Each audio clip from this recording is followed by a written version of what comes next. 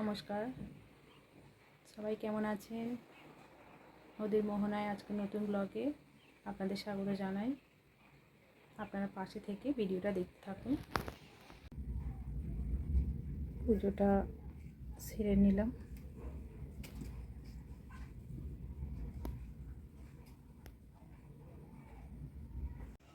সকালে জলখাবারটা খেয়ে এবার আমি দোকানে বেরোবো। বাড়ি থেকে বেরিয়ে এলাম, বৃষ্টি পড়ছে, মেঘলা আকাশ।